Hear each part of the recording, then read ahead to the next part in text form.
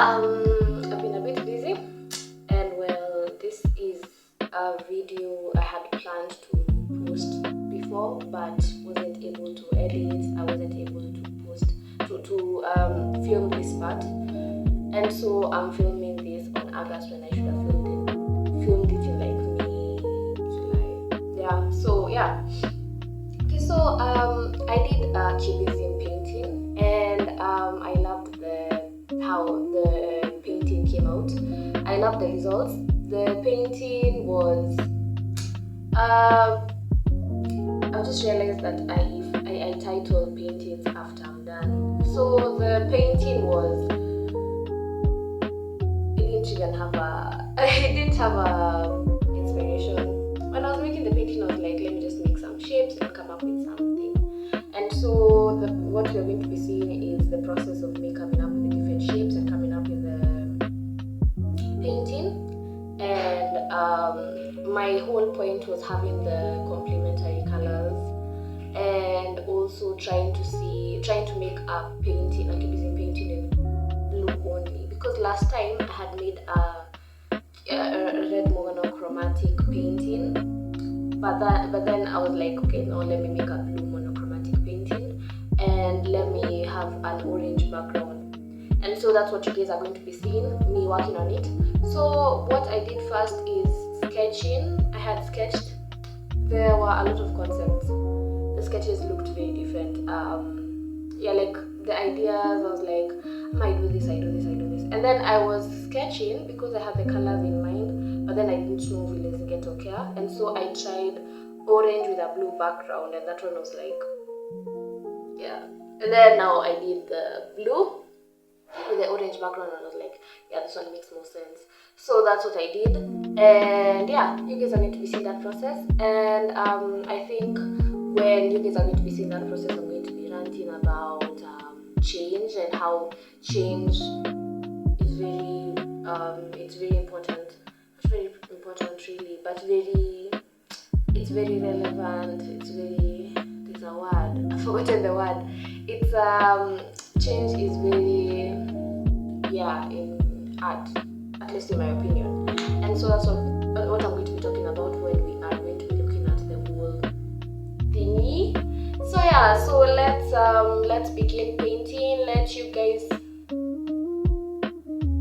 join me as I paint. Join me as I paint, yeah. So the reason as to why I want to talk about change in painting is because change in art, and how like change is really important in art. I am a person who I think in art I sometimes get very comfortable when I'm doing a certain thing, that I end up hyperfixating on that thing and I don't really move. And so that is something I was doing, and I'd find it becoming monotonous, but I couldn't stop because I was like, this is the safest option. This is what I'm used to. This is what I'm sure I can do, And so that happened with portraits. I love doing portraits. I still love doing portraits, but now I'm trying to venture out. So what I was doing with portraits is I was doing a lot of random references on Pinterest. And the thing is, now that one didn't have like any emotion behind it, because I was just trying to learn human features and trying to appreciate humans. But it didn't really have any emotional, and also anyone asked me like the what inspired me to make these paintings, it'd be hard because I was like, Pinterest. Like, what do you want me to say? And I guess that's now where I had to like start learning how to like now try to get out of my comfort zone and try to create something that I may be interested in, topics that I'm interested in, and things like cubism. I guess at some point the metaphors that I may put in cubism are very important, because now when I explain it will make sense. And so when I was making this painting, I had just made like shapes, and I was like, at the end of the day, it was just for the aesthetics. And also trying to like make something really pretty, something to look at. And in the end, when I was making it, I realized that I was making something, and my cubism painting is basically that painting is about it's about deceit, betrayal, and so you can see you can see like me figuring out these things and I think embracing change in my art has been really beneficial. Embracing the fact that not every day I will want to create a certain thing, and also believing in my artistic abilities, because I also thought that let me just stick to human beings because this is what I'm good at. And I think I was also very scared of coming out of my shell and trying to make something else, and then it backwards and then I go back, being embarrassed. But that's something I had to unlearn, and I'm still unlearning. The fact that I can really create anything, and no one is literally putting a gun to my head and saying, oh, you have to be perfect, and oh, your art has to look a certain way. And so that's why at times I was really against the whole thing of me being told I have an art style, because at times I did feel like it used to put me in a box, because it's a nice thing to have an art style. I do think I have an art style because you can look at my art and you can see like there's a continuous thing happening there. But being told that you have a particular art style sometimes forces you to make sure that whenever you're creating art, your art looks that way. So if you try to make something else, you feel hypocritical. It's like you're trying to recreate something that has already been done by somebody else, or you're trying to now become a different type of artist, and that's not true. Because at the end of the day, there are days where I might make paintings that look similar to what Van Gogh does, because I look at his pieces a lot. I can maybe pick up subconsciously what Claude Monet has done before, or Leonardo da Vinci, or any other artist really. And that doesn't mean that I am less of who I am as an artist. It just means that I'm just picking up and learning, and I'm growing as an artist, and my art is developing. So the art that I was making in 2021 is obviously not the art I'm making right now, because in 2021 what I was trying to achieve was realism, and now in 2025 what I'm trying to achieve is basically myself. Like, I want to be seen in my paintings. I want my emotions. I want to create expressionism. I want to expressionism art. That's the type of art I want to create. And so if somebody looks at my art, they should feel something. Yeah. If they don't, it's okay. But I'm hoping the viewer can feel something.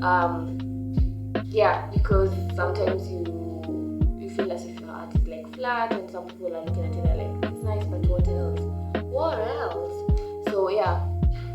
And so that's something I am genuinely unlearning and learning, and all those things. And it's good to also take notes from the great artists in this world, and trying to incorporate that in your life. Being inspired by different things. Not every day you'll be inspired by something particular, because I find myself being inspired by even music. There are some lyrics that I might hear, and that particular lyric I'm like, okay, I can make something because of that lyric. It's so funny, but yeah. So and I think in terms of cubism, there's some noise outside. Please ignore that. Hopefully one cannot hear what is happening outside, like the conversations. So that's what I was saying basically. And so I think cubism is a good form of expression. Before I used to hate it, I said it before, I used to hate it. I didn't like cubism because I didn't understand cubism.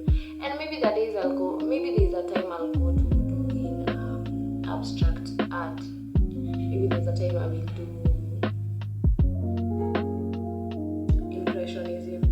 Maybe there's a time I'll do something like basket art. Maybe I'll do modern art. Yeah. Modern art doesn't have to be a banana glued to the wall. It can be something else. It can be something interesting. And so yeah, basically that's what I was saying. I was just talking about how change is very important. If you are struggling, if you're like me, who's struggling to embrace change, just take it one step at a time. Take it by incorporating just something small, something really small in your painting that you've never really done before, and you go on progressively adding more. If maybe you find yourself you don't like using white as a highlight, I'll give you an example, because you feel as if the white inafanyanga like painting zako zikaziaje, so maybe you like using yellow as a highlight, because I don't know, I'm just giving an example, I don't even know if it makes sense. You can try, you put a little bit of white huko, you never know, you might end up liking it, you might end up, inaweza anza kuwa signature look yako, inaweza kosa kuwa, inaweza kuwa kitu yenye you're not doing. And so I think basically I just wanted to just talk about embracing change, because change is what has made people create different types of art and create one of the biggest pieces in this world have been created because of change. Because if you even look at Van Gogh, once again, Van Gogh didn't only do landscapes, he did landscapes, still lifes, portraits, he did everything. And so yeah, he did have a style, but the things, the mediums he was working in were very different. And I feel like there's also a slight change in something that he was working on. There's this particular, I think it's called potato, what, I don't know what the painting is called, potato something. He used a lot of brown. And normally when Van Gogh paints, he paints with a lot of yellow and stuff like that, but in that particular one he used brown. I don't know if it was when he was starting, or when he was finishing, when he was about like bearing the end of his career. But there's a change there, and you can see he's just progressively learning what he likes and what he doesn't like, and he's going to use next time, he's not going to use, and vituka hizo. So don't be afraid of doing something that is out of what you normally do, because at the end of the day, we are humans, we should embrace change. Change comes and goes and changes. Change is really just, it's something that will definitely, like, it's just bound to happen, so we just need to embrace change. This is how the final painting looks like. I hope you guys can see it. Yeah, this one is better. So yeah, I hope you guys can see it. So this is how it looks. I went and framed it, so I felt like a frame would make it look like, better in a car, so good. Yeah, so even in a car. And yeah, this is my final painting. I really like the blue, the blue imengana na the orange, and you guys can just see. Basically this painting was about deceit. It's just showing how ni kama huu leader ako very, like, akona macho juu is basically the one who is, and the people who have followed him blindly, because they even don't have eyes, they're just following him, they don't even know why they're following him for no particular reason.